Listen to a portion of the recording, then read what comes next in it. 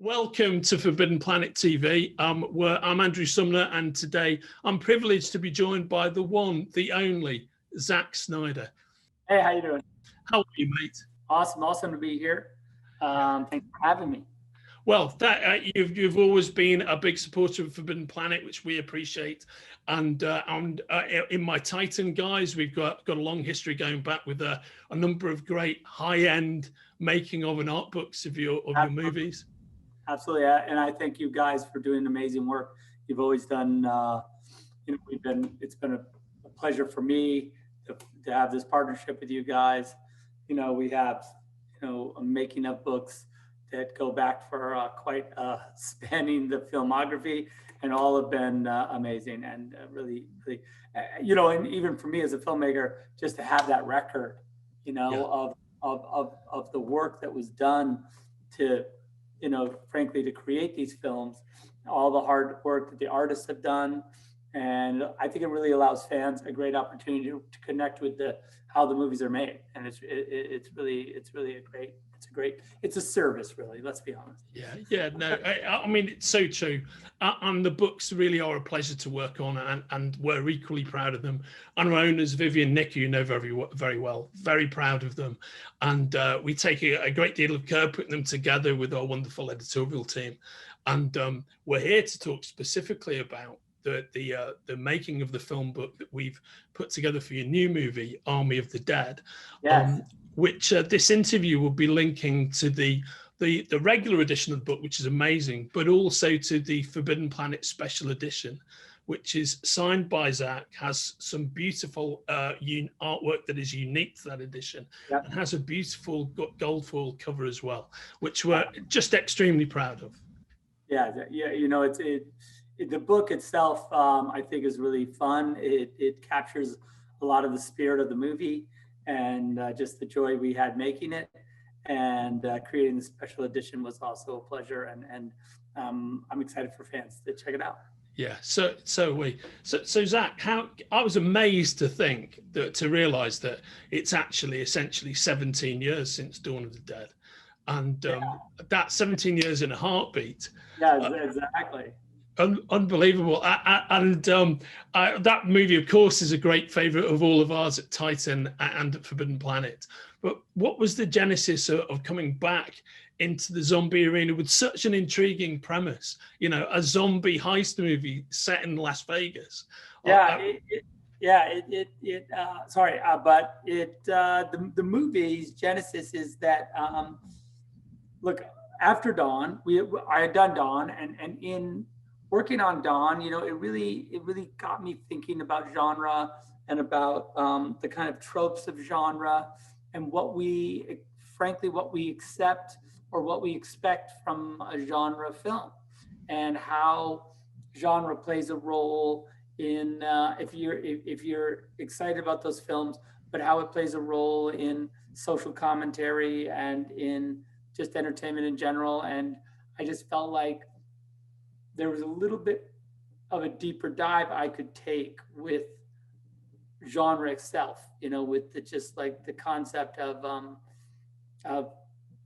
how the tropes interact with the audience and what we accept and all that stuff. And so Army, in a lot of ways, it was born out of that conversation I was having sort of with myself about, yes, I'd made a zombie movie in Army, and in Dawn, and yes, it was a love letter in a lot of ways to the Romero movie, and it did explore the tropes of that particular sort of zombie movie.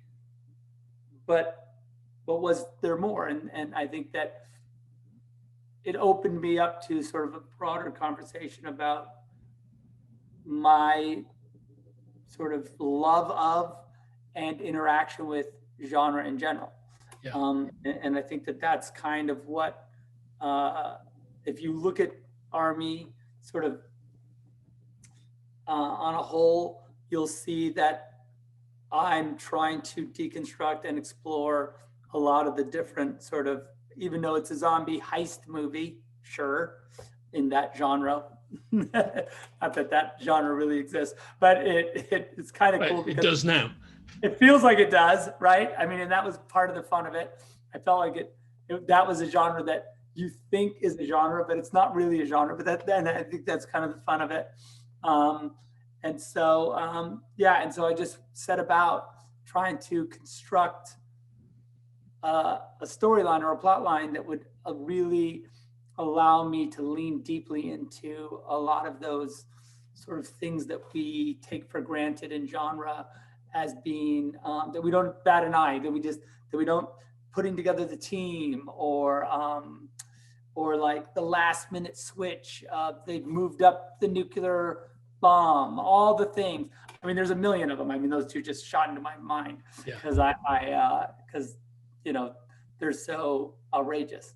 So that was its birth, and I thought about it a lot right around the time that we're doing Dawn right after, and then I didn't really think about it again for a while, and then I thought, oh, maybe we could make this movie, and we wrote a script with Joby Harold, and it was going to be directed by another director, but then we moved to, and then I kind of let it be.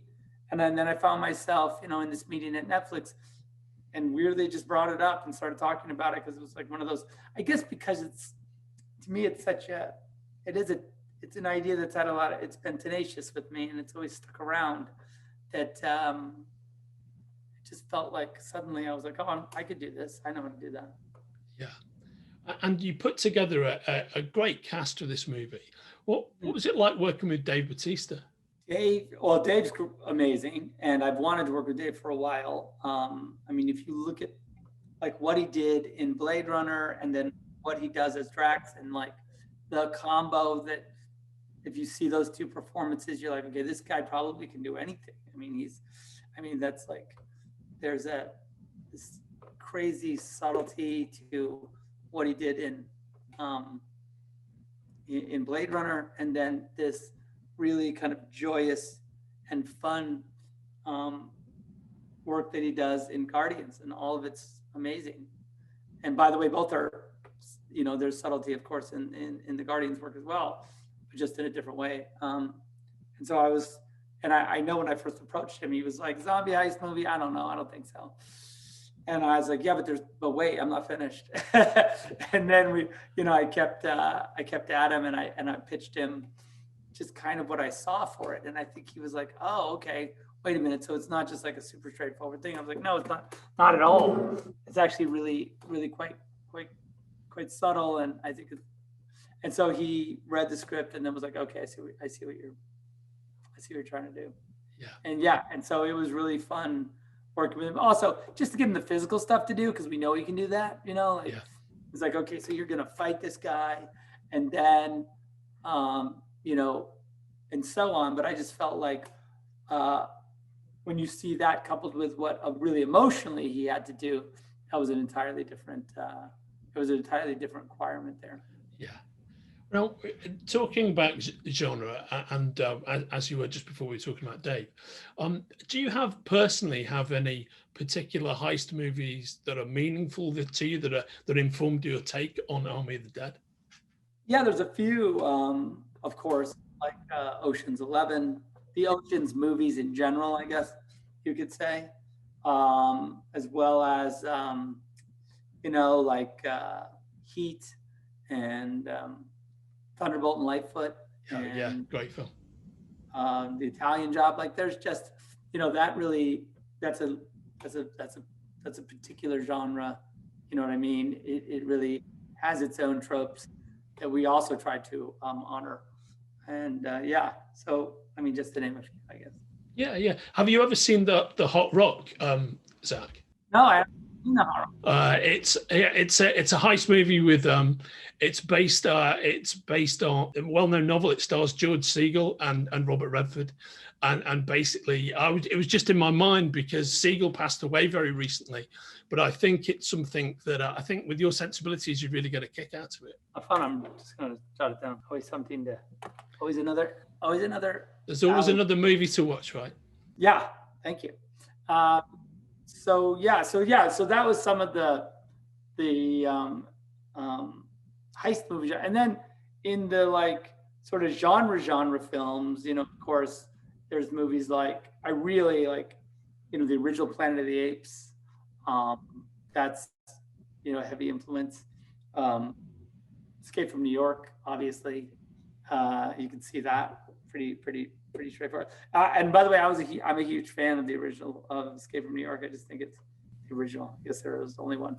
Oh yeah, for sure. It's such a strong voice in that piece of work. Yeah, really strong. The Thing, of course. Yeah. Aliens. You know, yeah. Just to pick up on what you're saying, has Carpenter been a big influence upon you, or is he somebody whose work you've always enjoyed? Yeah, Cronenberg, Carpenter, those two have really, I think, you know, I really have. I guess the thing for me, you know, when I was in my impressionable times, those movies really, those two filmmakers in particular really caught me in an unexpected way. Like, I guess, you know, you have a preconceived idea, but sometimes when you go to the movies, you're like, oh, I think I kind of know what's going to happen. And then nothing happens like you think. And you're really transported. Yeah. And I think that's what I think those guys, you know, the subversion of expectation really as a hallmark, you know. Yeah. And I think that, like, you know, sort of, I mean, like, you look at Aliens, you know, the assignment is difficult, right? You know, like this follow-up to Alien, which was like, yeah, like, can't. It's a horrible assignment, you know, because that movie is so good. Yeah. But Jim just like said, you know what? I know how I can do this. And the movie stands completely on its own, is 100% awesome and 100% different, but yet shares the same language. So, or the same sort of design language and story language. It's just like, it's cool. Anyway, I just love, I that movie really surprised me as well, because I was pretty much expecting just a continuation of this haunted house movie. Yeah. Instead, I got like a war siege movie. Yeah, you know? Absolutely. And I think that's absolutely the strength of it, that it doesn't try to replicate the original. It does something inspired with it as a jumping off point. I'm going to pause the awesome Zack Snyder right there. Zack had a bunch of really interesting things to say, not just about the epic Army of the Dead, for which you can order the Forbidden Planet signed edition from the links attached to this conversation. But we also went on to a very interesting conversation about Zack Snyder's Justice League, which you can see in another episode of Forbidden Planet TV.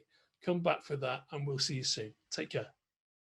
If you're enjoying watching Forbidden Planet TV and you're enjoying watching us talk to the world's most interesting and accomplished filmmakers, authors, artists, musicians, creators, subscribe right here.